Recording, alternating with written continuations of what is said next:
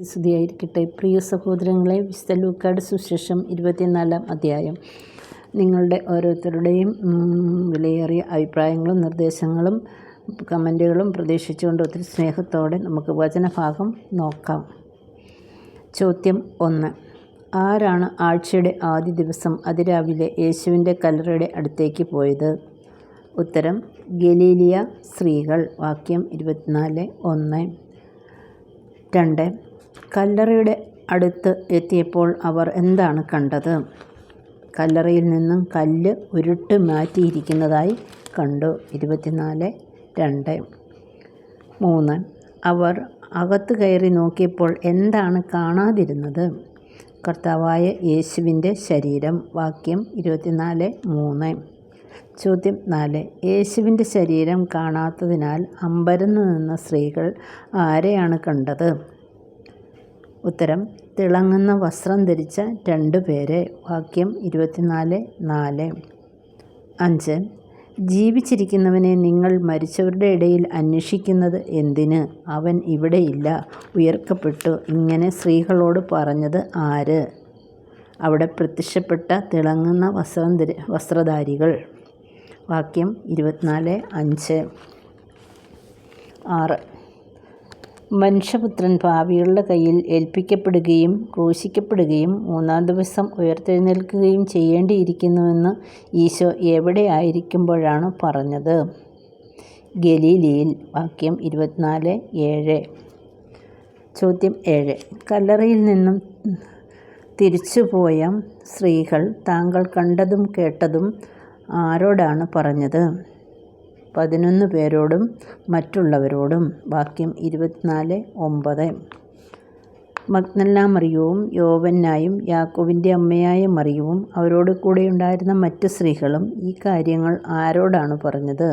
അപ്പസ്തോലന്മാരോട്. വാക്യം 24:10. ചോദ്യം 9.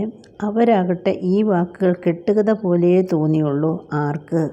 അപ്പസ്തോലന്മാർക്ക്. 24:11. 10. ആരാണ് എഴുന്നേറ്റ് കല്ലറയിലേക്ക് ഓടിയത്? പത്രോസ്. വാക്യം 24:12. ചോദ്യം 11. കല്ലറയിൽ എത്തിയ പത്രോസ് എന്താണ് കണ്ടത്?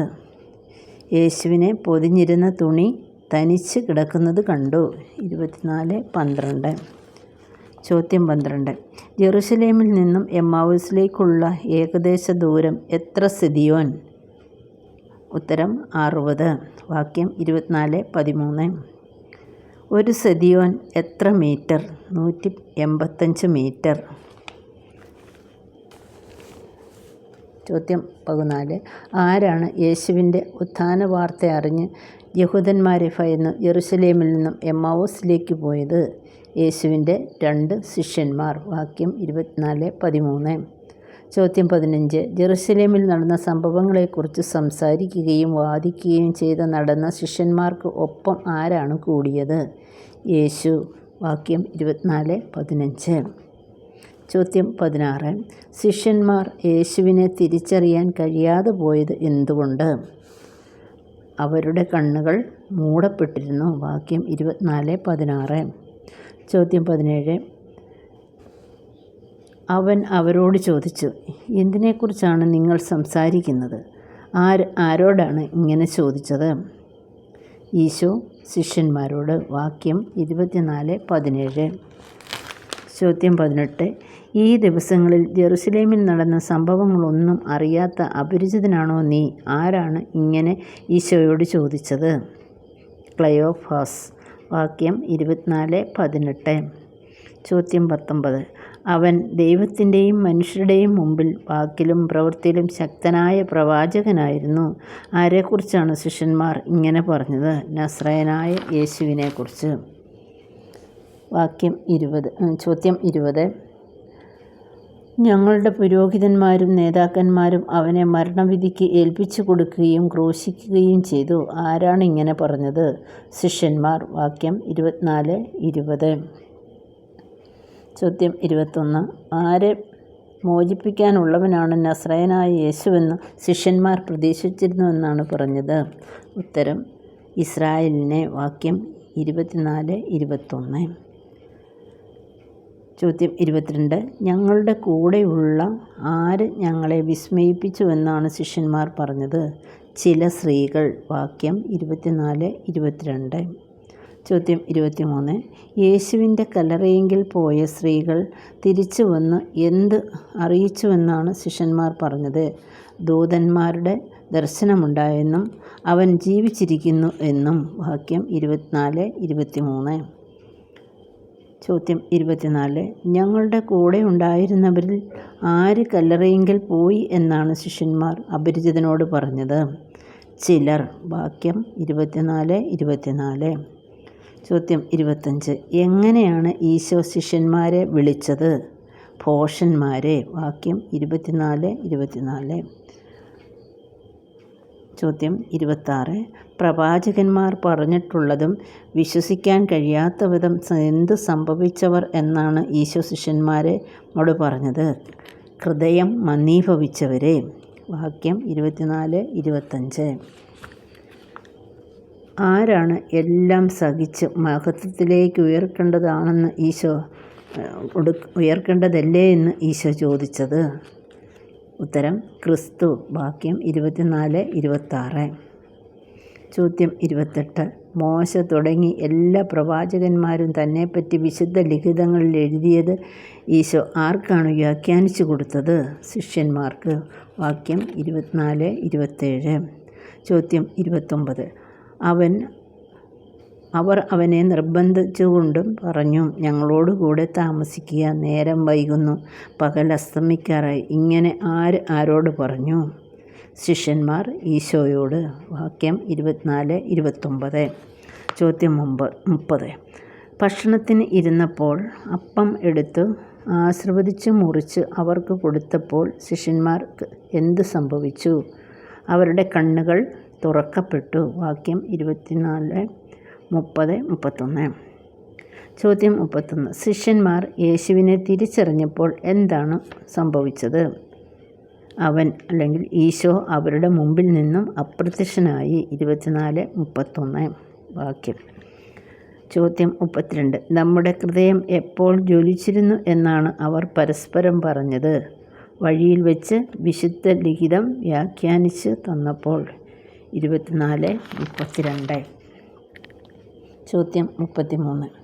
വിശുദ്ധ ലൂക്കായുടെ സുവിശേഷം 24-33 അവർ അപ്പോൾ തന്നെ എഴുന്നേറ്റു ജെറുസലേമിലേക്ക് തിരിച്ചുപോയി. ആരാണ് പോയത്? ശിഷ്യന്മാർ. ചോദ്യം 34. എമ്മാവോസിലേക്ക് പോയ ശിഷ്യന്മാർ തിരികെ വന്നപ്പോൾ ആരെയാണ് കണ്ടത്? 11 പേരെയും അവരോടൊപ്പം ഉണ്ടായിരുന്നവരെയും. 24-33. ചോദ്യം 35. ആ ശിഷ്യന്മാർ വന്നപ്പോൾ അവർ എന്താണ് പറഞ്ഞുകൊണ്ടിരുന്നത്? കർത്താവ് സത്യമായും ഉയർത്തെഴുന്നേറ്റു. വാക്യം 24-34. ചോദ്യം 36. ആർക്ക് പ്രത്യക്ഷപ്പെട്ടു എന്നാണ് അവർ പറഞ്ഞത്? ശിമയോന്. വാക്യം 24-35. ചോദ്യം 37. അവർ ഇത് പറഞ്ഞുകൊണ്ടിരിക്കെ യേശു അവരുടെ മധ്യേ പ്രത്യക്ഷപ്പെട്ട് അവരോട് എന്താണ് പറഞ്ഞത്? നിങ്ങൾക്ക് സമാധാനം. വാക്യം 24-36. ചോദ്യം 38. അവർ ഭയന്ന് വിറച്ച് എന്തിനെയാണ് കാണുന്നതെന്ന് അവർ ചിന്തിച്ചത്? ഭൂതത്തെയാണ്. വാക്യം 24-37. ചോദ്യം 39. വിശുദ്ധ ലൂക്ക 24-38 അവൻ അവരോട് ചോദിച്ചു, നിങ്ങൾ അസ്വസ്ഥരാകുന്നത് എന്തിന്? ആരോടാണ് ചോദിച്ചത്? ഈശോ ശിഷ്യന്മാരോട്. 40. എൻ്റെ കൈകളും കാലുകളും കണ്ട് ഇത് ഞാൻ തന്നെ എന്ന് എന്ത് ചെയ്യുവിൻ എന്നാണ് ഈശോ പറഞ്ഞത്? മനസ്സിലാക്കുവിൻ. വാക്യം 24-39. ചോദ്യം 41. എനിക്കുള്ളതുപോലെ മാംസവും അസ്ഥിയും ആർക്ക് ഉണ്ടോ എന്നാണ് ഈശോ ചോദിച്ചത്? ഭൂതത്തിന്. വാക്യം 24-40. ചോദ്യം 42. ഈശോ എന്താണ് ശിഷ്യന്മാരിൽ നിന്നും വാങ്ങി ഭക്ഷിച്ചത്? ഒരു കഷ്ണം വറുത്ത മീൻ. വാക്യം 24-42. എന്ത് ഗ്രഹിക്കാൻ തക്കവണ്ണം ഈശോ അവരുടെ മനസ്സ് തുറന്നു? വിശുദ്ധ ലിഖിതങ്ങൾ. വാക്യം 24-45. ചോദ്യം 44. ആര് സഹിക്കുകയും 3-ാം ദിവസം മരിച്ചവരിൽ നിന്ന് ഉയർത്തെഴുന്നേൽക്കുകയും ചെയ്യണമെന്ന് എഴുതപ്പെട്ടിരിക്കുന്നു എന്നാണ് ഈശോ പറഞ്ഞത്? ക്രിസ്തു. വാക്യം 24-46. ചോദ്യം 45. എന്തിനു വേണ്ടിയുള്ള അനുതാപം അവൻ്റെ നാമത്തിൽ ജെറുസലേമിൽ നിന്നും ആരംഭിച്ച് എല്ലാ ദേശങ്ങളിലും പ്രഘോഷിക്കപ്പെടണമെന്നാണ് ഈശോ പറഞ്ഞത്? പാപമോചനത്തിനായുള്ള അനുതാപം. വാക്യം 24-47. ചോദ്യം 46. ആരാണ് എല്ലാറ്റിനും സാക്ഷി എന്നാണ് ഈശോ പറഞ്ഞത്? ശിഷ്യന്മാർ. വാക്യം 24-48. ചോദ്യം 47. എന്താണ് പിതാവിൻ്റെ വാഗ്ദാനം? പരിശുദ്ധാത്മാവ്. ചോദ്യം 48. ഉന്നതത്തിൽ നിന്നും ശക്തി ലഭിക്കുന്നതുവരെ നിങ്ങൾ എവിടെ വസിക്കുവിൻ എന്നാണ് ഈശോ ശിഷ്യന്മാരോട് പറഞ്ഞത്? നഗരത്തിൽ തന്നെ. 24-48.